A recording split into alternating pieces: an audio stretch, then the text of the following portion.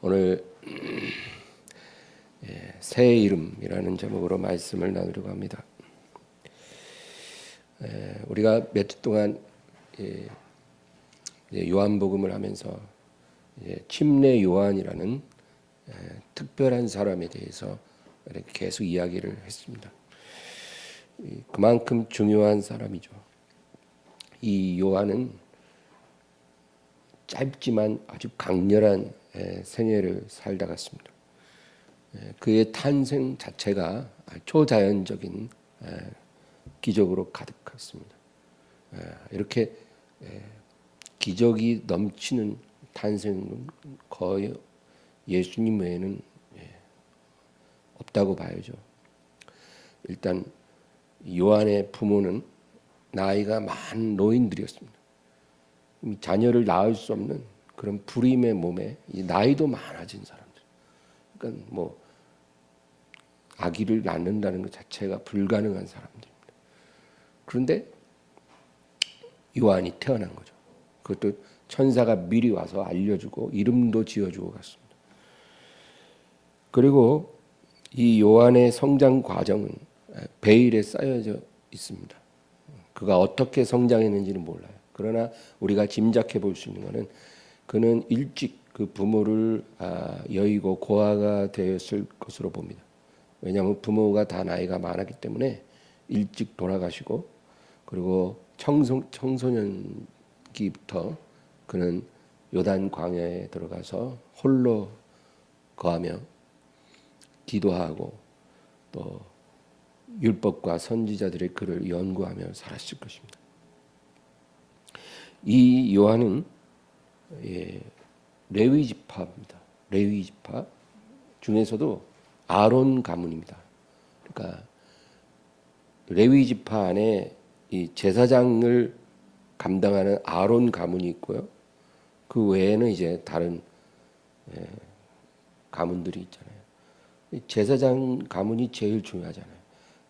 요한은 제사장 가문의 자손입니다.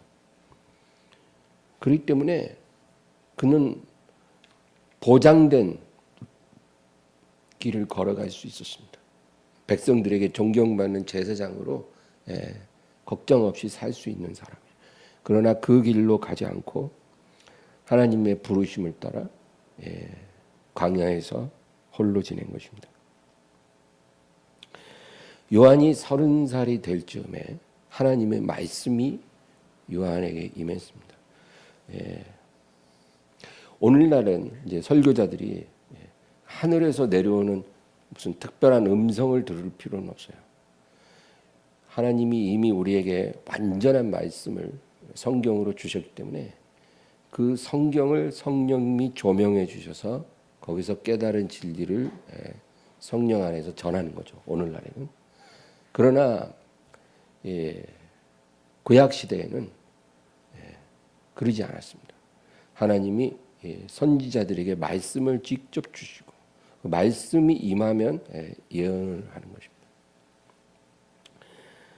그런데 이 요한이 이제 말씀이 임한 뒤에 설교를 하고 또 회개의 침례를 백성들에게 이제 베풀었죠.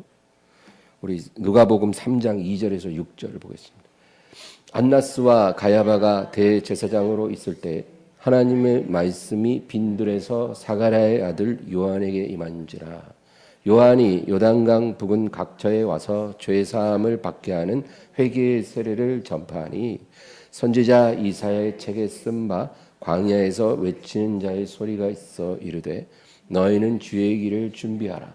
그의 오실 길을 곧게 하라. 모든 골짜기가 메워지고 모든 산과 작은 산이 낮아지고 굽은 것이 곧아지고 험한 길이 평탄해질 것이요 모든 육체가 하나님의 구원하심을 보리라 함과 같으니라. 그래서 하나님의 말씀이 임함으로 요한이 이제 말씀을 선포합니다. 그리고 회개의 침례를 베풀었어요. 이 회개의 침례는 죄를 속하는 능력을 갖지는 않았습니다. 그러나 죄를 속할 수 있는 준비를 해주는 것입니다. 그래서 회개하는 사람들이 그 침례를 받음으로 자신의 회개를 분명하게 드러내는 것이죠. 그럴 때 이제 하나님의 구원에 비칠 수 있는 조건이 되는 것입니다. 요한은 사람들의 기분이나 감정을 헤아려서 말을 부드럽게 하는 그런 선지자가 아니었습니다. 선지자가 사람들의 기분을 고려해서 예언을 한다는 것은 그 사람이 선지자가 아니라는 증거죠. 선지자는 하나님이 주신 대로 선포하는 거죠. 근데 이스라엘은 거의 대부분이 패역한 길을 걸었기 때문에 선지자들은 늘 혹독한 책망과 심판의 메시지를 주로 전했죠. 그래서 선지자들 중에 평안히 살다간 사람은 거의 없어요. 하나님이 보낸 선지자들은 다 돌로 맞고 매 맞고 고문당하고 살해당하고 그렇게 살다 갔습니다.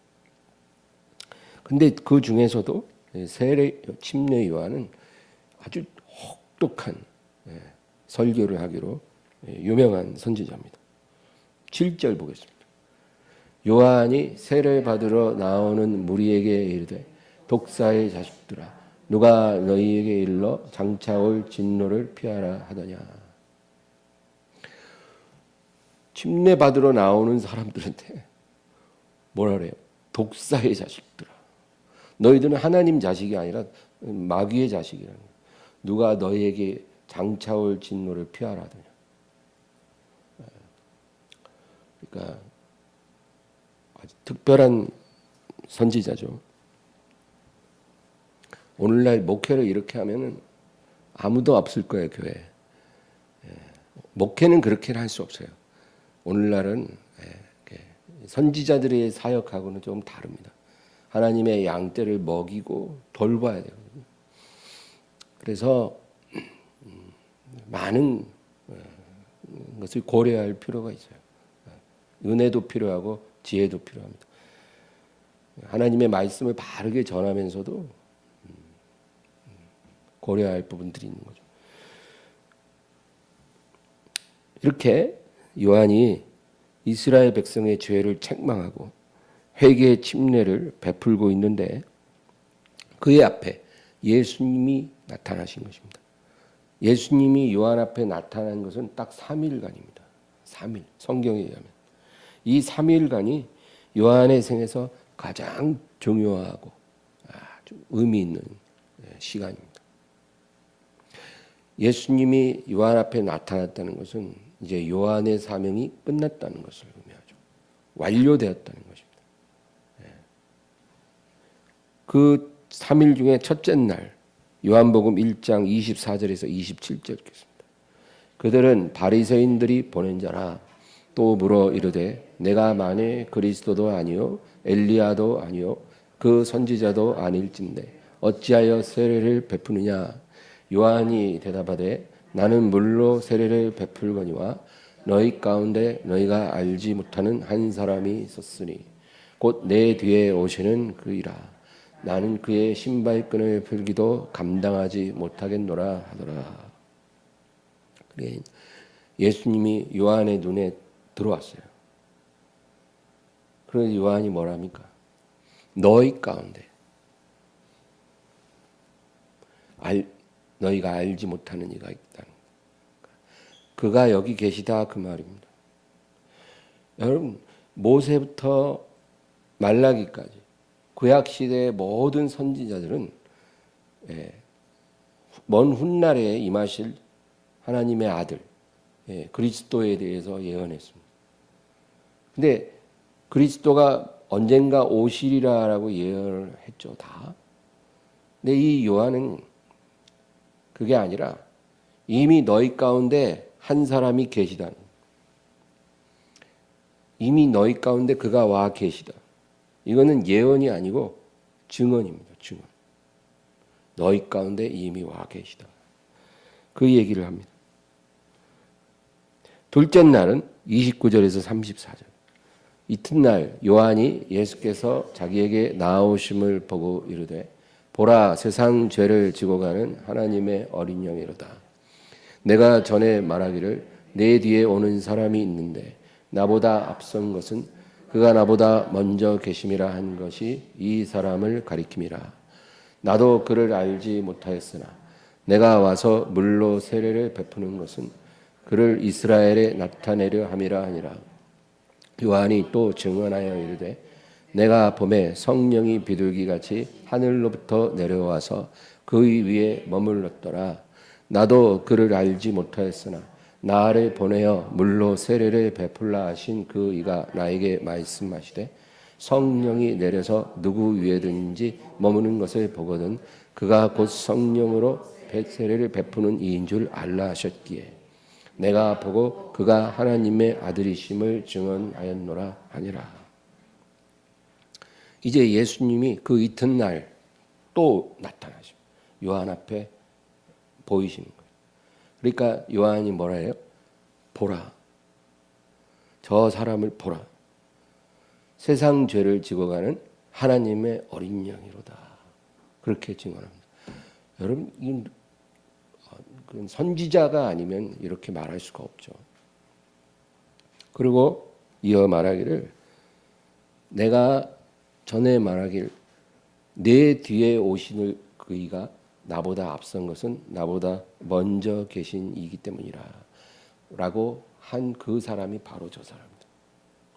내 뒤에 나타나는 분이지만 나보다 먼저 계신 분이다. 그가 바로 저 사람이라. 지금까지 내가 물로 침례를 베푼 것은 전에 나에게 오셔서 나에게 사명을 주신 이가 말씀하시기를 네가 백성들에게 침례를 베풀 때 너에게 나와 침례를 받는 사람들 중에 누구든지 그 위에 성령이 머무는 것을 네가 보게 되거든. 그가 바로 성령으로 침례를 베푸는 하나님의 아들 그리스도이신 것을 알아라. 그렇게 말하는 겁니다. 그러니까 하나님께서 요한에게 말씀을 주신 거예요. 그 전에 이제 사명을 감당하기 전에 네가 이제 백성에게 침례 베풀 때 누군가의 머리 위에 성령이 머무는 자가 바로 메시아 그리스도고 하나님의 아들이고 또 성령으로 침례를 주는 자다. 그래서 내가 그를 보고 그가 하나님의 아들 그리스도임을 증언하노라. 그렇게 말합니다. 그 다음에 마지막 셋째 날 35절에서 39절입니다. 또 이튿날 요한이 자기 제자 중 두 사람과 함께 섰다가 예수께서 거니심을 보고 말하되 보라 하나님의 어린 양이로다. 두 제자가 그의 말을 듣고 예수를 따르거늘 예수께서 돌이켜 그 따르는 것을 보시고 물어 이르시되 무엇을 구하느냐 이르되 랍비여 어디 계시오니까 하니 랍비는 번역하면 선생이라. 예수께서 이르시되 와서 보라. 그러므로 그들이 가서 계신 데를 보고 그날 함께 거하니 때가 10시쯤 되었더라. 이 셋째 날 예수님이 또 요한 앞에 보이시니까 또 똑같이 보라. 세상 죄를 지고 가는 하나님의 어린 양이라. 그렇게 말합니다. 둘째 날에도 그렇게 말했는데 셋째 날에도 똑같이 말합니다. 저 사람이 세상 죄를 지고 가는 하나님의 어린 양, 하나님의 아들, 그리스도 메시아시라. 그렇게 말합니다. 그러니까 이 요한을 따르던 두 제자가 그 말을 듣고 예수님을 이제 따라가는 것입니다. 그 두 제자만 이제 예수님을 따르는 게 아니라 그제까지 요한을 따라오던 많은 제자들이 예수님께로 갔어요. 또 요한에게 침례를 받은 많은 백성들이 이제 요한의 증거를 받고 예수님을 따라가기 시작합니다. 요한복음 3장 26절에서 30절. 그들이 요한에게 가서 이르되 랍비여 하나님께 요단강 그 저편에 있던 이 곧 선생님이 증언하시던 이가 세례를 베풀매 사람들이 다 그에게로 가더이다.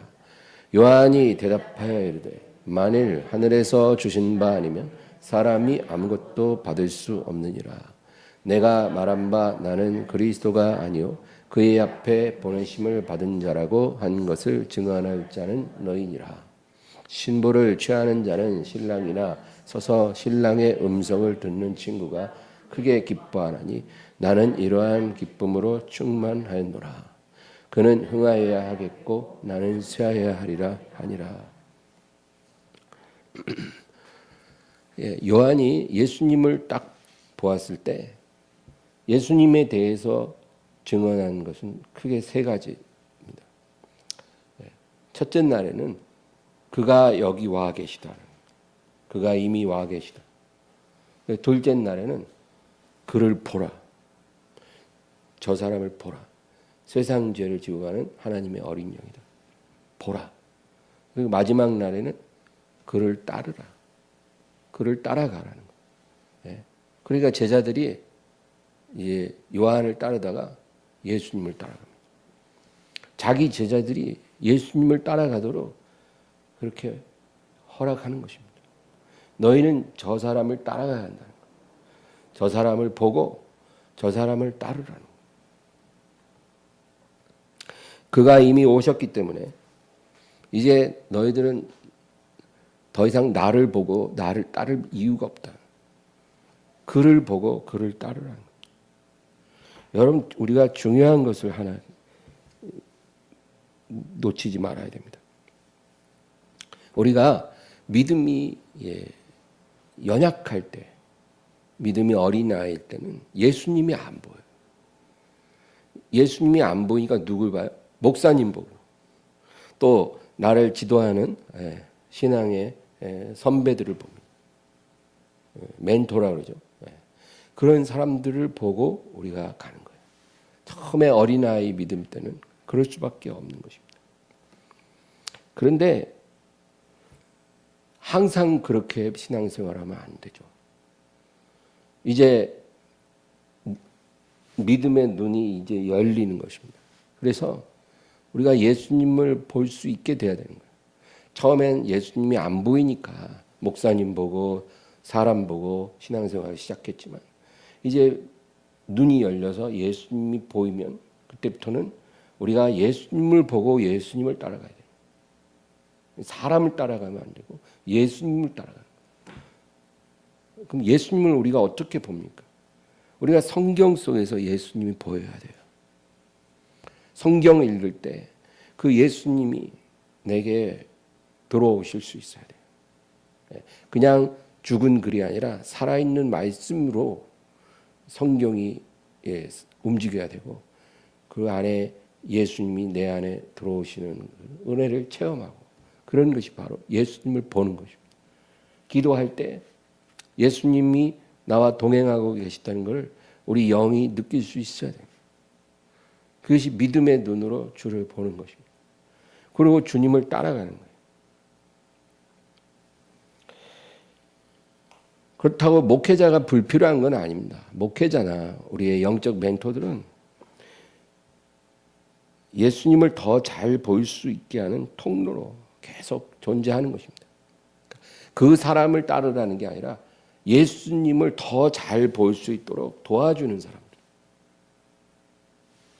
그래서 하나님이 목회자를 또 우리 옆에 두신 것입니다. 그러나 우리가 바라보고 따라야 될 것은 목회자가 아니고 예수님. 그렇게 할 수 있는 사람이 진짜 이제 견고하게 선 신앙을 가진 것입니다. 요한복음 1장 40절에서 42절. 요한의 말을 듣고 예수를 따르는 두 사람 중에 하나는 시몬 베드로의 형제 안드레라. 그가 먼저 자기의 형제 시몬을 찾아 말하되 우리가 메시아를 만났다 하고, 메시아는 번역하면 그리스도라. 데리고 예수께로 오니 예수께서 모시고 이르시되 내가 요한의 아들 시몬이니 장차 게바라 하리라 하시니라. 게바는 번역하면 베드로라. 이제 요한을 따르던 두 제자 중에 하나가 누구예요? 시몬의 형제 안드레라는 것입니다. 근데 그가 이제 예수님을 먼저 뵙고 그 다음에 이제 자기 형제 시몬을 예수님께 데리고 왔다는 것입니다. 근데 예수님이 시몬을 보시자마자 뭐라 그래요? 네가 요한의 아들 시몬이니 장차 게바라 하리라. 이 게바라는 말은 아람어입니다. 아람어. 그 당시에 유대인들은 세 개의 언어를 썼어요. 히브리어도 썼고 아람어 썼고 헬라어 썼습니다. 로마 제국의 공용어는 헬라어죠. 그러나 이 팔레스타인 지역의 많은 사람들이 일상 언어로 쓴 말이 아람어입니다. 아람어. 그래서 예수님이 아람어를 많이 사용하셨어요. 그래서 아람어인데 게바는 반석이라는 뜻이죠. 그거를 이제 헬라어로 번역하면 베드로입니다. 그래서 반석이라는 뜻이에요. 그러니까 네가 시몬이나 장차 너를 반석이라 부르게 되리라. 그렇게 예수님이 말씀하신 것입니다. 만나자마자 예수님이 부르신 12 제자는 아주 특별한 사람들입니다. 예수님을 따르는 수백 명의 제자들이 있었어요. 그들은 다 자원병입니다. 내가 예수님을 따르겠습니다. 그래도 예수님은 오지 마라 그러지 않았어요. 그냥 내비두셨어요. 자원에서 따르는 제자들이 대부분이죠. 그러나 이 12명은 예수님이 직접 그들을 선택하고 부르신 자들. 나를 따라오너라. 내가 너로 사람 낚는 어부로 삼으리라. 예수님이 직접 택하신 제자들이 그 12 제자인 것입니다. 그래서 항상 예수님은 이 12 제자와 함께 식사하시고 그리고 어디 갈 때 이동하실 때 배를 탈 때 항상 이 12명을 데리고 다니십니다. 특별한 사람들. 그리고 그 12명은 따로 불러서 하나님 나라의 비밀을 풀어서 가르쳐 주십니다. 늘 비유로 설교하시지만 이 12명한테는 따로 풀어서 설명을 다 해주시는 것입니다. 그런데 이 12 제자 중에서도 유일하게 시몬에게만 새 이름을 주신 겁니다. 다른 이름을 주신 거예요. 장차 너를 게바라 하리라. 반석이라 하리라. 여러분, 사람들이 보통 자기 이름을 스스로 많이 바꾸죠. 이 가운데도 계신가요? 자기 이름을 원래 이름에서 바꾸신 분이 우리 주변에 종종 있습니다. 뭐 내 원래 이름이 너무 마음에 안 드니까 좀 부르기 좋고 느낌이 좋은 이름으로 많이들 바꾸죠. 근데 그거는 별 의미가 없어요, 사실. 그러나 하나님이 어떤 사람의 이름을 친히 바꾸어 주실 때는 그것은 아주 중요한 의미가 있습니다.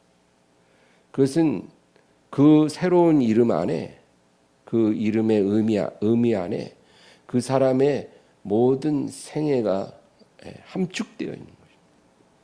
그래서 새로 주신 그 이름처럼 그 사람의 생애를 통해서 하나님이 어떤 경륜으로 그를 사용하실지 미리 알려주시는 것입니다.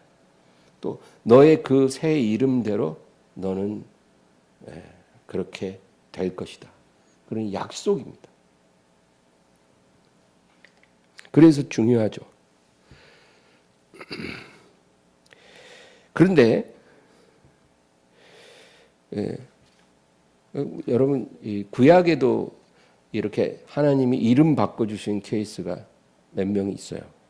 제가 기억하는 거는 세 사람. 아브라함을 아브라함이라고 바꿔주셨죠. 또 그 안에 사레를 사라. 그다음에 야곱을 이스라엘로 이렇게 바꿔주십니다. 하나님께서. 근데 그 이름의 의미대로 그렇게 됐어요. 아브라함은 그냥 존귀한 아버지 이런 뜻이에요. 존귀한 아버지. 흔한 이름입니다. 근데 아브라함 하면 열국의 아버지. 그런 뜻이에요. 아들 하나 못 낳는 이 노인에게 열국의 아버지라는 이름을 새로 주신 거죠. 근데 실제로 그렇게 되었죠. 그죠?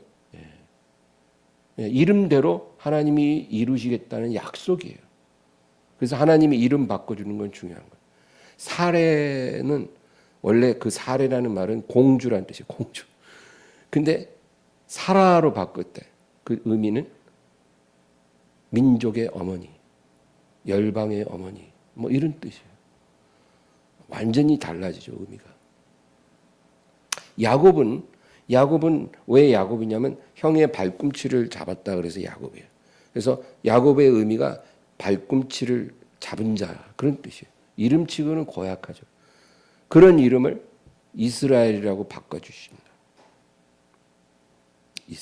이스라엘이라는 이름은 하나님과 겨루어 이긴 자 이런 뜻이에요. 그리고 실제로 그런 일을 하나님이 이름대로 이루어 가시는 거예요.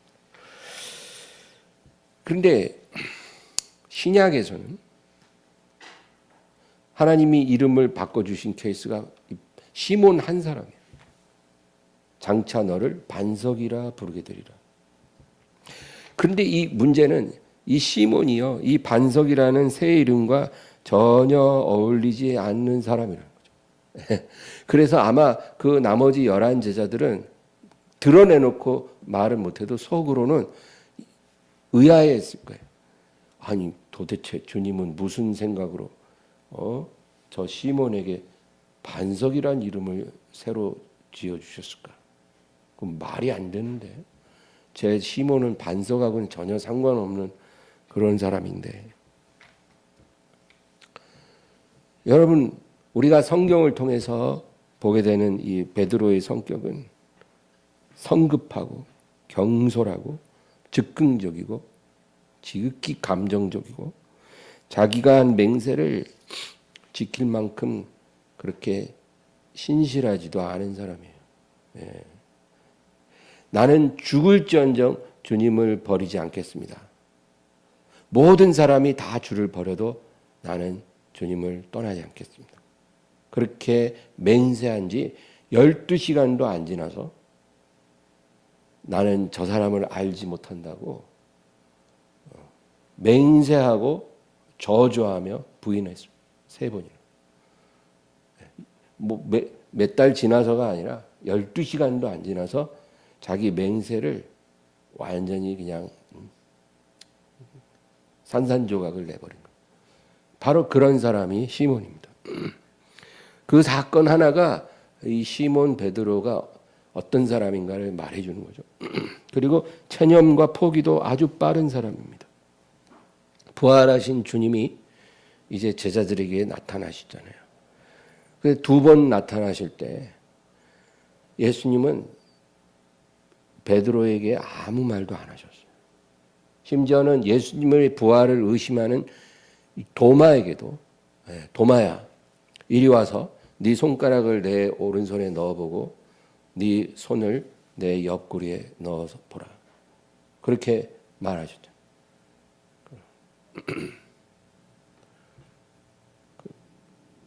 너는 나를 본고로 믿느냐? 보지 않고 믿는 자가 복되도다. 의심했던 도마에게도 예수님이 그렇게 말씀하시는데 그 2번 나타나실 동안 한 번도 베드로에게는 말을 하지 않으신 거예요. 그러니까 베드로는 어떻게 생각했을까요? 아, 내가 주님을 배반하지 않겠다고 맹세했다가 3번이나 부인한 그걸로 인해서 나는 완전히 눈밖에 났다. 이제 주님이 나는 아예 이제 쳐다보시지도 않는구나. 그렇게 생각한 거예요. 그리고 제일 먼저 이전의 생업으로 돌아간 사람이 베드로입니다. 요한복음 21장 2절 3절. 시몬 베드로와 디드모라 하는 도마와 갈릴리 가나 사람 나다나엘과 세베대의 아들들과 또 다른 제자들이 함께 있더니 시몬 베드로가 나는 물고기 잡으러 가노라 하니 그들이 우리도 함께 가겠다 하고 나가서 배에 올랐으나 그날 밤에 아무것도 잡지 못하였더니. 불과 3년 전에 주님이 찾아오셔서 나를 따라오너라. 내가 너로 사람을 낚는 어부가 되게 하리라. 그렇게 부르셨잖아요. 그러면 주님의 부르심은 주님의 약속인데 베드로는 그 약속이 깨졌다고 생각한 거예요. 그래서 신속하게 다시 이전의 생업으로 돌아간 것입니다. 그러니까 반석이라는 새 이름하고 베드로는 전혀 어울리지 않는 사람이라는 거예요. 그런데 주님이 그 베드로를 이제 세 번째 또 찾아오십니다. 제자들과 함께 있을 때. 이른 새벽 갈릴리 해변가에서 그들이 아침을 먹고 있을 때 다른 제자들에게는 아무 말씀 안 하신 주님이 베드로에게만 세 번 같은 질문을 하시죠. 뭐라고 하십니까? 네가 나를 사랑하느냐? 내가 주님을 사랑하는 것을 주님이 아시나이다. 내 양을 먹이라. 그 똑같은 질문을 세 번 하십니다. 그런데 놀라운 거는 그날 이후로 베드로는 완전히 다른 사람이 됐다. 진짜 시몬이 베드로로 변한 거예요. 반석 같은 사람으로 변화되는 것입니다. 우리 성경을 읽어보면 그날 이후부터 베드로는 완전히 다른 사람이 됩니다. 허물투성이, 쇳덩어리, 부끄러움과 수치로 뒤덮인 인생을 살던 베드로가 내가 주님을 사랑하는 것을 주님이 아시나이다. 그렇게 똑같은 고백을 세 번 했을 때 주님이 그 베드로의 말을 믿어주신 거예요. 믿어주시고 내 양을 먹이라고 맡겨주신 겁니다. 얼마나 놀랍습니까? 자기를 모른다고 세 번이나 맹세하고 저주까지 하면서 부인한 그 제자를 주님께서 그런 질문을 세 번 물어보신 것 자체가 놀라운 거죠. 그리고 베드로의 말을 믿어주시고 양떼를 맡겨주셨어요. 그래서 결과적으로 주님이 주신 그 3년 전에 주신 새 이름, 사람들이 너를 반석이라고 부르리라.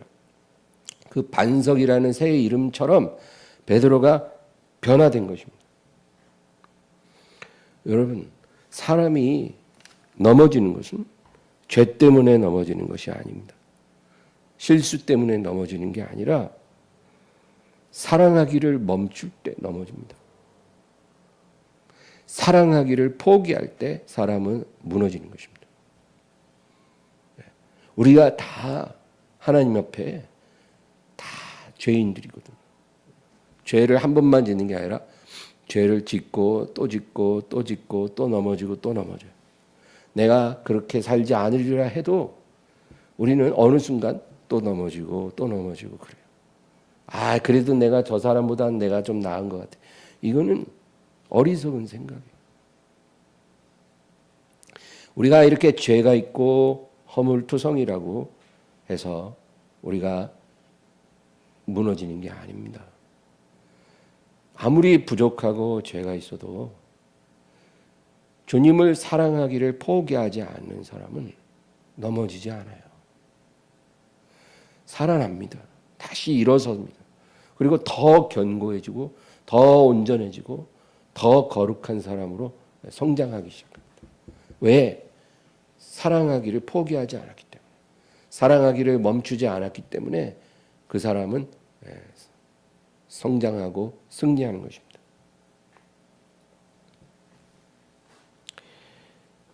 내가 주님의 사랑을 받아서 그 사랑을 깨닫는 것도 중요하죠. 사랑을 받은 자만 사랑할 수 있다 그러잖아요. 사랑을 알지 못하는데 어떻게 사랑하겠습니까? 그래서 우리가 하나님의 사랑을 깨닫는 것도 중요합니다. 그런데 주님께서 이 죄로 인해서 완전히 무너졌던 이 시몬을 일으키실 때 그에게 뭐라고 물어보셨는지 우리가 여기 주목해야 돼요. 주님이 넘어진 시몬에게 찾아오셔서 내가 너를 사랑하노라 이렇게 세 번 말하신 게 아니에요. 네가 나를 사랑하느냐 그걸 세 번 물으신 거예요. 이 질문이 베드로를 다시 일으킨 겁니다. 여러분, 완전히 하나님을 등지고 하나님을 또 멀리 떠난 죄인들, 패역한 죄인이라 그래. 그걸 패역한 죄인들. 이스라엘 백성들이 그렇게 패역했잖아요. 완전히 하나님을 등지고 떠났어요. 그래서 타락했어요. 우상숭배에 빠졌어요. 그런 자기 백성들에게는 하나님께서 선지자들을 보내서 내가 너희를 사랑한다. 내게로 오라. 내가 너희를 사랑하니 내게로 돌아오라. 그렇게 계속 말했어요. 그러니까 완전히 등 돌리고 떠나간 죄인들한테는 내가 너를 사랑하노라. 그렇게 말씀하십니다. 그래서 우리가 세상의 죄인들을 전도할 때는 그렇게 말해야 돼요. 하나님이 당신을 사랑하십니다. 당신을 부르십니다. 당신을 위해 죽으셨습니다. 당신을 위해 아들을 주셨습니다. 우리가 이렇게 말을 해야 되는 거예요. 사랑을 받은 적이 없는 사람이니까, 사랑을 모르니까 깨닫게 해줘야 되죠. 그러나 하나님을 알고 하나님의 사랑을 다 경험한 사람도 또 베드로처럼 시몬처럼 이렇게 무너질 수 있잖아요. 그래서 자괴감에 빠져서 나는 이제 주님으로부터 완전히 눈에 났을 거야. 나는 구제불능이야.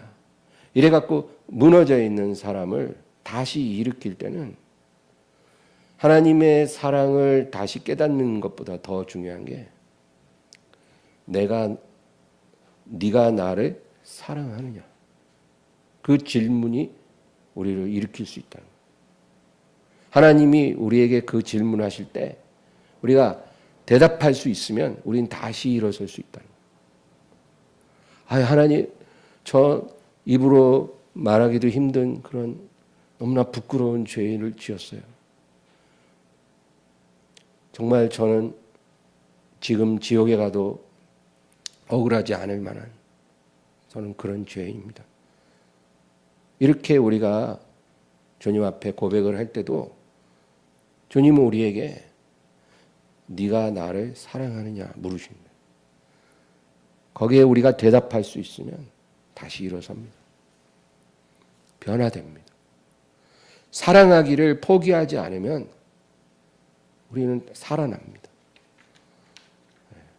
그게 중요하다는 거예요. 교회에 와서 늘 받기만 하려고 하는 사람들이 있죠. 영적으로 어린 아이들은 그래요. 어린 아이들은 여러분 보세요. 어린 아이들이 부모한테 뭘 줄 수 있습니까? 그 존재 자체로 기쁨을 주는 거지. 그 아이들이 청소를 합니까? 뭐 밥을 차립니까? 아니면 뭐 돈을 벌어옵니까? 그 어떤 것도 부모를 위해서 할 수 있는 게 없는 아이들은 그렇잖아요. 그냥 받을 수밖에 없는 거예요. 자기의 존재로 부모에게 기쁨을 주고 부모로부터 모든 것을 그냥 받기만 하는 게 어린 아이들이에요. 그게 당연한 거죠. 마찬가지로 영적으로 어린 사람들은 교회에 오면 그냥 계속 받을 수밖에 없는 거예요. 은혜만 받고 싶고 사랑만 받고 싶고 축복만 받고 싶은 거예요. 그런데 이렇게 받기만 하는 사람은 영적으로 어린 아이이기 때문에 주님을 따를 수가 없어요. 주님을 따르는 것은 불가능해요. 그래서 받기만 하는 게 좋은 게 아닙니다. 처음에는 그랬을지라도 성장해서 주님을 따를 수 있어야 되는 거예요. 근데 주님을 따른 사람은 어떤 사람이냐? 네가 나를 사랑하느냐라고 주님 물으실 때 예라고 대답할 수 있는 사람만이 주님을 따라갈 수 있어요. 이것이 우리를 부르신 주님의 뜻입니다. 내가 아무리 죄 가운데 넘어지고 형편없는 사람이 되었다 해도 이 물음에 대답할 수 있다면, 사랑하기를 포기하지 않는다면 우리는 소망이 있는 것입니다. 베드로를 일으키신 주님이 우리도 동일하게 일으켜 주신 것입니다. 마지막으로 계시록 2장 17절 읽겠습니다. 귀 있는 자는 성령이 교회들에게 하시는 말씀을 들을지어다. 이기는 그에게는 내가 감추었던 만나를 주고 또 흰 돌을 줄 터인데 그 돌 위에 새 이름을 기록한 것이 있나니 받는 자 밖에는 그 이름을 알 사람이 없느니라. 이기는 자에게 내가 감추었던 만나를 주고, 이 감추었던 만나를 주신다는 것은 하나님이 우리를 위해 예비한 비밀한 양식을 공급해 주실 것이다, 그런 뜻이죠. 이것은 우리가 더 구체적으로 이해하기는 어려워요. 우리에게 필요한 영의 양식 또 육의 양식, 하나님께서 감추었던 양식을 내가 주리라, 그 약속입니다. 이기는 자에게. 그 다음에 흰 돌을 준다. 흰 돌. 흰 돌을 왜 줄까요, 주님이? 이거 사람들이 잘 이해를 못해요. 근데 1세기 로마 사회에서, 로마는 법이 중요한 사회예요. 법. 근데 이 로마에서 그 재판정에서 재판관이 이제 재판을 하잖아요. 그러면 이제 죄를 지었다고 보여지는 피고가 앞에 딱 있고 재판관이 재판을 합니다. 그런데 로마 사회에서 그 재판관이 그 피고에게 검은 돌을 주면 그건 유죄라는 거예요. 유죄. 너는 유죄다. 처벌받아야 돼. 재판관이 검은 돌을 줬다면 처벌받을 사람. 그러나 흰 돌을 딱 주면 너는 무죄라는 겁니다. 그러니까 우리가 주님 앞에 서는 날 주님이 우리에게 흰 돌을 주신다는 건 뭐예요? 우리가 예수님의 피로 씻음 받고 믿음으로 의로워진 겁니다. 오직 나의 의는 믿음으로 말미암아 살리라. 우리가 죄인이지만 믿음으로 의롭게 됐기 때문에 무죄입니다. 그래서 우리는 주님 앞에 서면 검은 돌이 아니라 믿음으로 인해서 흰 돌을 받게 되어 있어요. 그런데 우리에게 주실 그 무죄의 흰 돌 위에 새 이름을 새겨서 주신다는 겁니다. 그 새 이름은 천국에서 불려질 우리 이름입니다.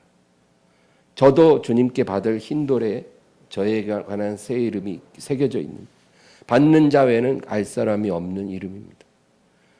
그러니까 베드로만 새 이름을 받은 게 아니라 구원받은 흰돌 받는 이기는 모든 성도들에게 다 새 이름을 주신다는 겁니다. 우리가 주님 앞에 설 때 그 흰돌에 새 이름이 새겨져 있을 거라는 겁니다. 그리고 우리가 깨닫는 것은 그 새 이름이 무엇이든 간에 그 이름은 우리의 일생을 함축한 이름일 것입니다. 지금은 우리가 그 이름이 뭔지 모르지만 그 이름은 아름다운 이름일 것입니다. 그 우리의 일생을 함축한 이름이 우리에게 주어질 것이고 그 놀라운 그 이름이 하나도 착오 없이 그날에 다 성취되었다는 것을 우리는 깨닫게 될 것입니다. 하나님께서 여호와의 열심으로 그 일을 다 이루어 주십니다. 저와 여러분 모두 한 사람 한 사람에게 계획하신 그 모든 것이 그 이름 안에 들어있는 것입니다.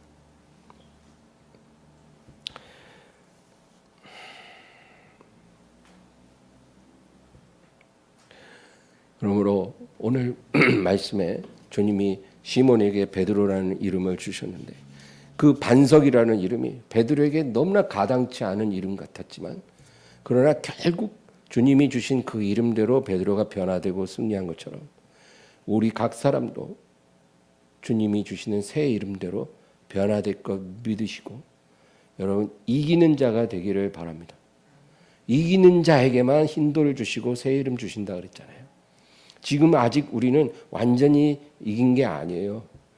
우리의 경주가 끝나는 그날 우리는 이기는 것입니다. 이기는 자가 되기를 주의 이름으로 축원합니다. 하나님 아버지 감사합니다. 베드로에게 주신 새 이름 우리에게도 주심을 감사합니다. 우리는 그 이름을 모르나 예수 그리스도 안에서 가장 아름다운 이름인 것을 믿습니다. 그 이름에 온전한 성취가 이루도록 우리가 이길 수 있도록 하여 주시옵소서. 하나님의 성령으로 우리를 붙잡아 주시옵소서. 아버지, 우리가 어린 때는 아무것도 보지 못했지만 그리고 늘 받기만을 원하고 늘 부족하다고 떼쓰고 원망하고 불평하며 살았을지라도 이제는 우리의 믿음의 눈을 열어 예수님을 보게 하여 주시옵소서. 그리고 예수님을 온전히 따라가는 저희들이 다 되게 하여 주시옵소서. 끝까지 주님을 바라보고 주님을 따르는 자가 이기는 자인 줄 믿습니다. 예수님의 이름으로 기도합니다.